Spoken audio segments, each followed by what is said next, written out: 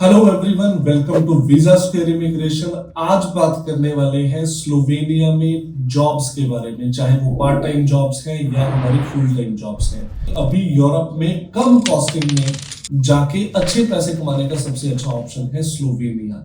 उसमें आप कितनी सेविंग कर सकते हो, आप अपने नेक्स्ट ईयर की जो ट्यूशन फीस है वो निकाल सकते हो, नहीं निकाल सकते, और आप वापस इंडिया अपनी फैमिली को कितना भेज सकते हो।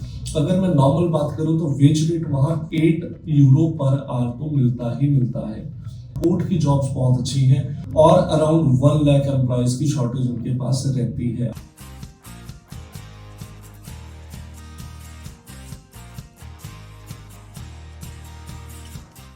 तो सबसे पहले शुरू करते हैं इंटरनेशनल स्टूडेंट के लिए जो स्लोवेनिया मूव हो जाता है स्टडी के साथ, उसको पार्ट टाइम जॉब की रिक्वायरमेंट होती है। बहुत सारे आपको ऐसे थर्ड पार्टी रिक्रूटर भी मिल जाते हैं जो जॉब लेने में आपकी हेल्प करते हैं। इसको बोलते हैं स्टूडेंट की सर्विस। वहां एक पोर्टल होता है, उस पोर्टल पे आपको सबसे पहले खुद को रजिस्टर करना होता है, जिसमें आपकी बेसिक इंफॉर्मेशन जाती है।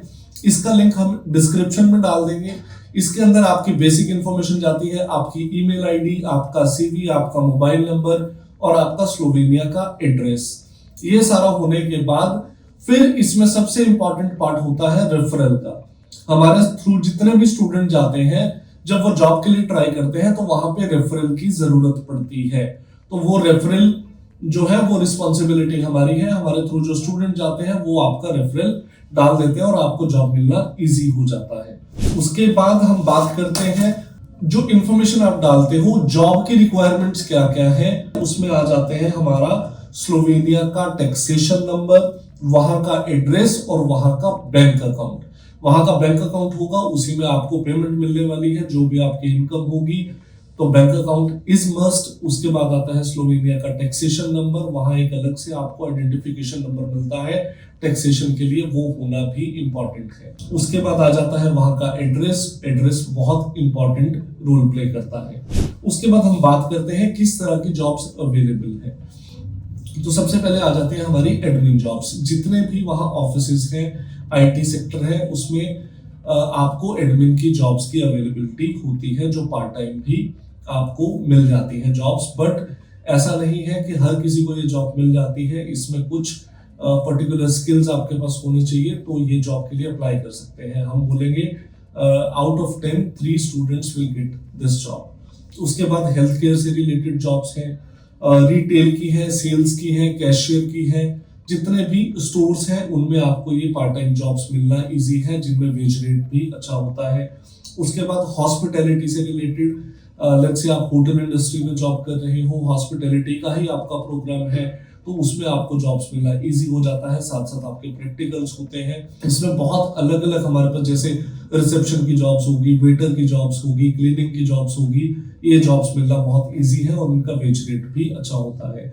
उसके अलावा वेयर हाउस में पैकिंग की जॉब्स है, फाइलिंग की जॉब्स है और क्लीनिंग की जॉब्स है। और सबसे इंपॉर्टेंट जॉब जो यूरोप में हर कहीं चलती है वो है डिलीवरी की जॉब्स। डिलीवरी की जॉब्स में वेज रेट तो आपको मिलता है, उसके साथ टिप्स बड़ी अच्छी मिलती है। तो ये रहा सारा जॉब्स के बारे में, आपको किस किस तरह की जॉब्स अवेलेबिलिटी है। ये इनिशियली पार्ट टाइम जॉब्स हैं, बेसिकली आपको स्टडी के साथ साथ ये जॉब्स मिलती हैं। उसके बाद आप भी जिस सेक्टर में आप अपनी एजुकेशन कर रहे हो, अपनी स्टडी परस्यू कर रहे हो, उसके बाद उन सेक्टर्स में जॉब मिलना इजी है।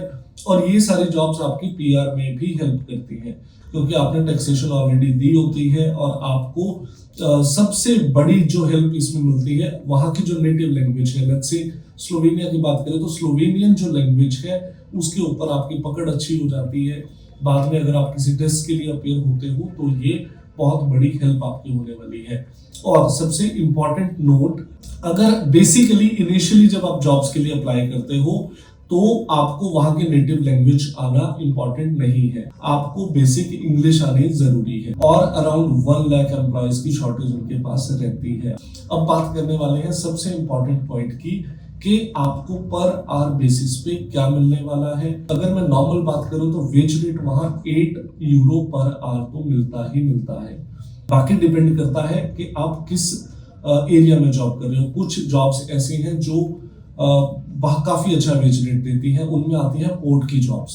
वहाँ पे जिसे हिंदी में बोल देते हैं बंदरगाह, पोर्ट की जॉब्स बहुत अच्छी हैं। उन जॉब्स में आपको 10, 11, 12 यूरोस पर आवर मिलना बहुत ईजी है। उनके लिए भी आप अप्लाई करते हो, बट वो डिपेंड करता है आप किस यूनिवर्सिटी में जा रहे हो, क्या आप डेली बेसिस पे ट्रेवल करके इन जॉब्स के लिए जा सकते हो या नहीं जा सकते, वो हम अलग वीडियो में डिस्कस करने वाले हैं। तो ये अब एवरेज इसके अकॉर्डिंगली आप 2 लाख के आसपास मंथली अर्न करने वाले हो। अब बात करते हैं टैक्सेशन की। टैक्सेशन में यहाँ पे 14% टैक्स होता है जो आपकी ग्रॉस इनकम है उसके ऊपर। इसके अलावा एक डबल टैक्सेशन अग्रीमेंट है, स्लोवेनिया का कुछ कंट्रीज के साथ ये अग्रीमेंट है। India is one of those countries जिसके साथ ये डबल टैक्सेशन अग्रीमेंट है। इस अग्रीमेंट के अंडर आप जॉब करने के बाद इनिशियली तो आप अपना टैक्स पे करोगे, बट ये tax with in a month और 2 मंथ्स आप इसको रिफंड करा सकते हैं। इसको कैसे रिफंड कराते हैं वो कोई ज्यादा मुश्किल काम नहीं है, उसकी एक अलग से हम वीडियो बनाएंगे। जितना भी आप टैक्स पे करते हो ये सारा टैक्स वापस ले सकते हो। इंडिया में बहुत सारी ऐसी रिक्रूटमेंट एजेंसीज नहीं है जो स्लोवेनिया में डील करते हैं। उसका सबसे बड़ा रीजन है यहाँ की टीआरसी। यहाँ की हर कोई एजेंट आपको टीआरसी प्रोवाइड नहीं करा पाएगा।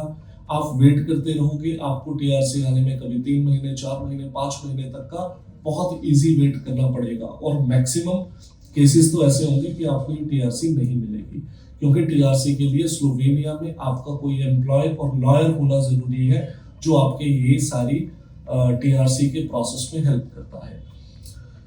इसके अलावा अगर स्लोवेनिया से रिलेटेड आपके कोई क्वेश्चंस होते हैं तो वो आप कमेंट्स में मेंशन कर सकते हो। हमारी टीम आपको कांटेक्ट करेगी या कमेंट्स में ही आपको सॉल्यूशन प्रोवाइड कराएगी। अगर आपको नॉर्मल एक असेसमेंट भी लेनी है उसके लिए भी आप हमारी टीम को कॉल कर सकते हो। नीचे दिए गए नंबर्स पे हमारे ऑफिस भी विजिट कर सकते हो और ये असेसमेंट फ्री ऑफ कॉस्ट रहती है। Thank you so much for your time. अगर आप भी ऐसी वैल्यूएबल इंफॉर्मेशन यूरोप के बारे में या Canada, Australia, UK, New Zealand, USA, इन कंट्रीज के बारे में इंफॉर्मेशन चाहते हो, वो भी स्टूडेंट वीजा से रिलेटेड, तो आप हमारे पेज को फॉलो कर सकते हैं।